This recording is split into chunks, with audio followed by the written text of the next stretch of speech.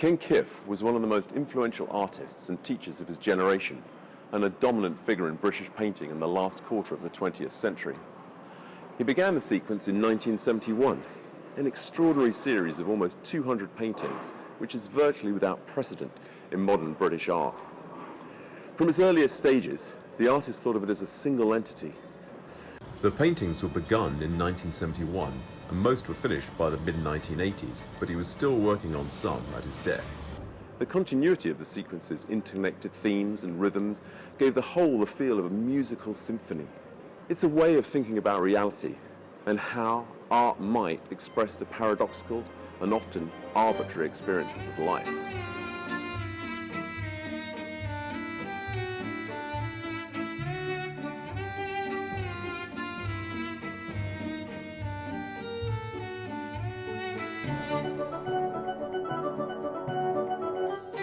The sequence provides a fascinating insight into Kiff's approach to painting and his highly distinctive visual language. In it, the artist broke down the barriers between abstract and figurative art, combining radical different kinds of imagery. The inheritance of European modernism and abstract expressionism are evident, and are used to create motifs derived from psychoanalytical theory, myth, and folklore. The sequent images are all acrylic on paper, which is extraordinary when you look at them and see the fluidity of brush strokes. It's almost as if he's painting in oil. They were all given a number as they started, and were made relatively quickly in comparison to his other works. Working in this sequential way enabled him to experiment freely and explore new terrain.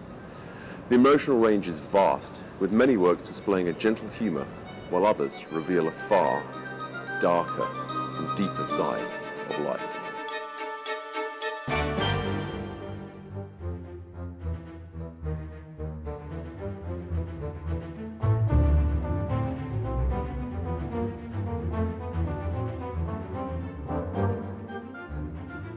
So Anna, what was it like coming in here and seeing all these pictures laid out? It was incredible. It was quite emotional. I've never seen them all in one sequence, because the whole sequence of paintings, I've never seen them sequentially. I've never seen them from a distance, so you actually see things quite far away, because at home or in normal art galleries, you see them quite close up. Close up, yeah, no, it's extraordinary. And the colour is just amazing. The colour kind of comes out at you. And it's great, and it's quite, Dad's never seen them together. Oh man. So this is the first time they've been seen together. Yeah. And you can see a development from the front right the way through to the back, in terms of imagery and changes of colour and form and size. Oh, I can see it changing. I can see different sort of emotional states. Yes. Sort of more happy, more psychologically deeper ones. Yes. It's really interesting. Yeah. And so do you have a favourite? I have about 4 or 5. Okay, that's one of them. Yeah, that's one of them. A stunning one, isn't it, that one? Just because I just love the colour, I love the humour, I love the fact he's eating a sun. Exactly. Why is he eating a sun? God knows. With a cup of tea. It's just like an everyday image that's used quite a lot in his work, as you know. Yeah. And it's just kind of daft. Yeah, it's daft. Out of proportion. It's daft, but it's kind of emotional and tender and friendly, isn't it? Well, I would say it's tender, yeah. And what's this face doing here? I don't know. It's a kind of right up on the edge. Yeah. So there's a kind of there is a tenderness and there is a darkness to a lot of them. Yeah. Do you remember your dad painting them? A lot of them, yes. Yeah. Not all of them, because I was too young. But I would often go into his studio and say, "Oh, Dad, what are you doing?" And he's working and get out, that kind of thing. But it was quite a few that I remember. Yeah. Did he ever talk to you about what? Because they're so mysterious and exciting. I suppose, I suppose the fabric of conversation was just about colours in general or form in general. It wasn't about this one is about such and such. Okay. Like we went to India as a family at one point. Okay. So then started doing lots of Indian type painting. So having been there with him as a teenager, you'd actually end up talking about those particular pictures and images. Okay. But a lot of it was just everyday conversation, just normal family conversation, Yeah.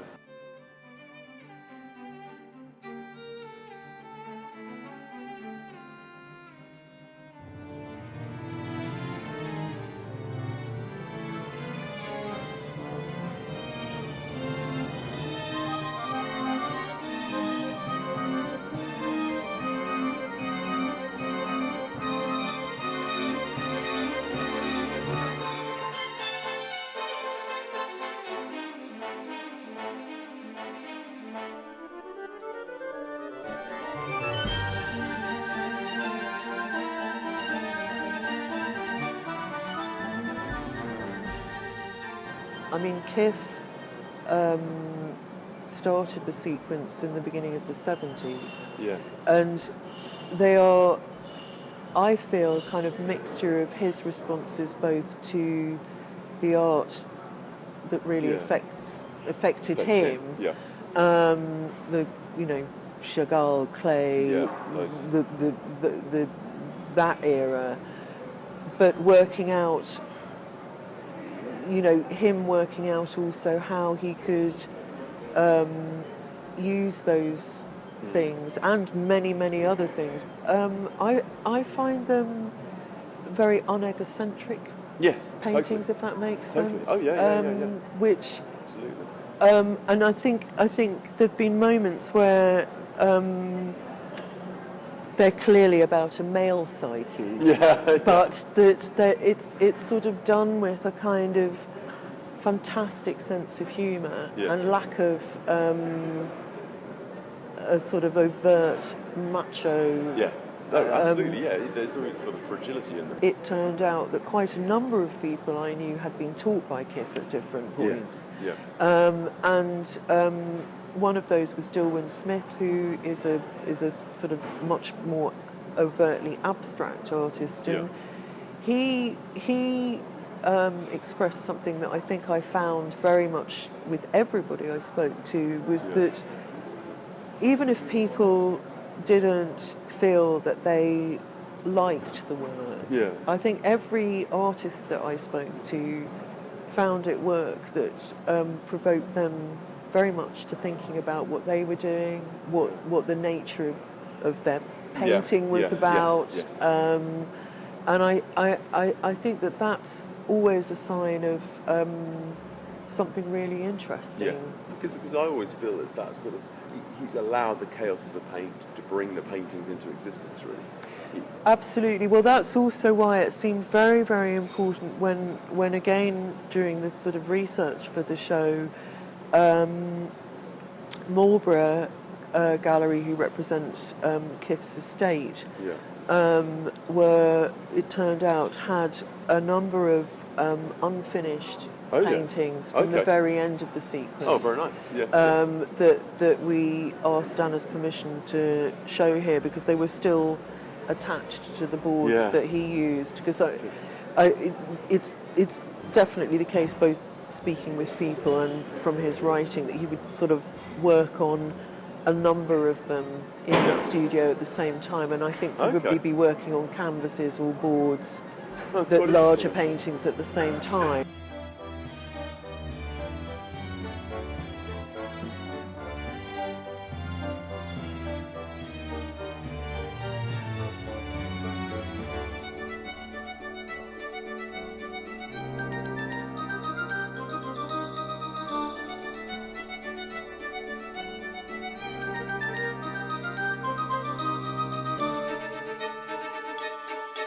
So Paul, what's it like having these extraordinary paintings here?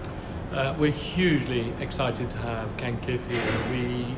Many of us regard Ken Kiff as being one of the key figures in British painting post-war, really, and one of the great figures. And it seems to us quite sad that he seemed to phase backwards after he passed away. Yeah. So he's the painter's painter. Absolutely. And so we thought it would be a wonderful idea to focus on Ken Kiff and do a large-scale show. It's to do with painting itself. Yeah, it is. These paintings are about painting, and we think it particularly suits us. It sits beautifully with our collections, which we didn't have a Ken Kiff, but we ought to have had. In the sense that it would have fitted in there. So many of our artists, like Francis Bacon, clearly relate to this search of the human psyche and the use of paint to explore the meaning of life, really. Oh, that's a really good description, actually. Yeah, because I think what I particularly like about that description is the use of paint to explore the meaning of life. Is he does let the paint do the exploration. He's not forcing it. It sort of guides him.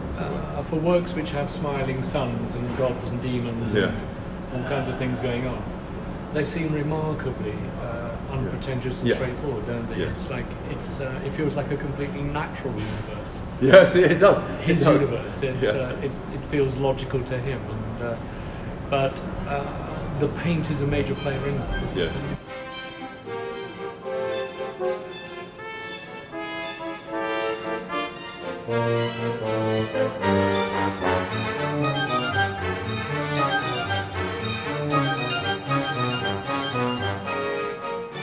It's interesting again when you see the sequence together, how you can see Kiff was really sort of experimenting with the colours in certain places.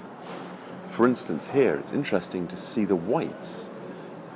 There's a white typewriter page coming out of typing in the garden. Then here on Earth Face, an absolutely extraordinary painting, you've got a big white patch in the background leading up to Anxiety, which is full of this white colour. It's fascinating to see him tinkering with these colours and playing with them. This wall here is another wall that has an extraordinary sense within it.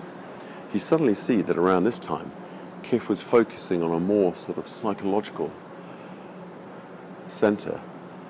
This painting here, The Journey, has that dark black cave, and then following soon after is this other one, Cottage in a Field, where there's another deep black door and a man running away from it, even though there's a strangely looking, slightly grumpy, inquisitive sun in the top right-hand corner.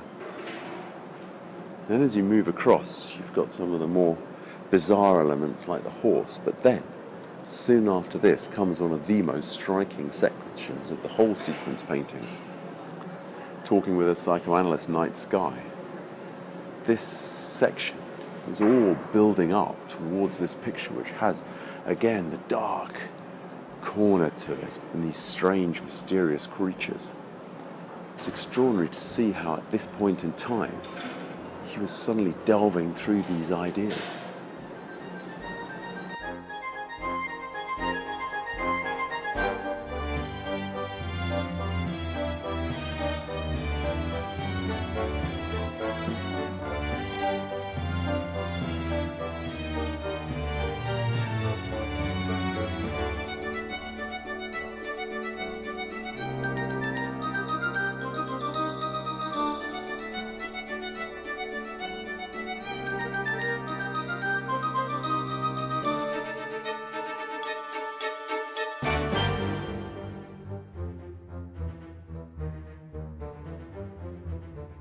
Kiff shared the poet T.S. Eliot's belief that fantasy, shown in conjunction with reality, could be a means to express the complexity of 20th century life.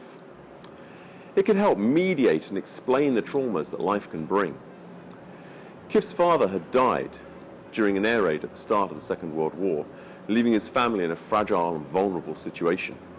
He recalled suffering from night terrors as a child, and when he began to paint from his imagination, the images reflected a degree of trauma. In 1959, he began to undergo psychoanalysis and became interested in the ideas of Carl Jung, the pioneer psychoanalyst, who placed great significance on the role of the myth in the subconscious mind.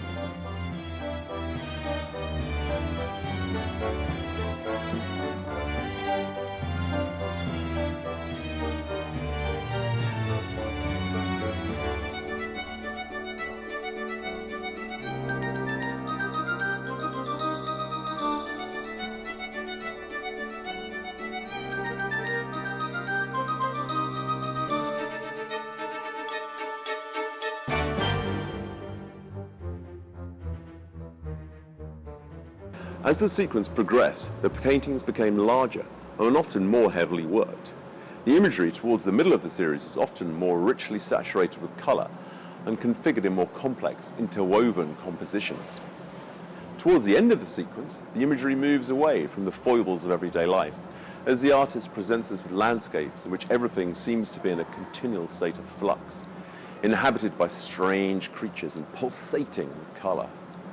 Also in the later works, a wizened old man replaces the recurrent figure we assume to be Kiff himself, who accompanied us through many of the earlier images. The blue light of dawn has drifted towards the glorious orange of a setting sun. The sequence fed profoundly into Kiff's wider oeuvre. This is powerfully shown, for example, in a major triptych the artist finished after his residency at the National Gallery in London between 1991 and 1993, which features the sun, the naked woman, and the old man, from the sequence.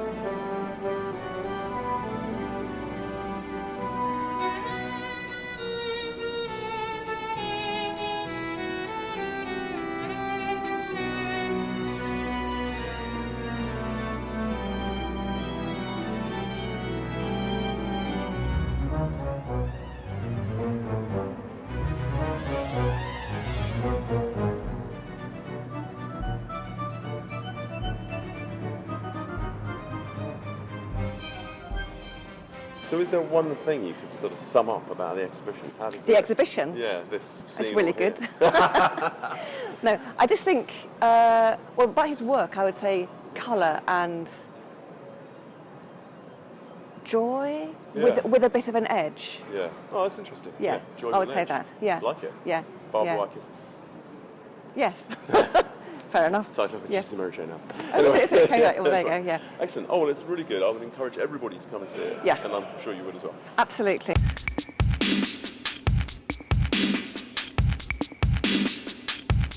Bomba clock.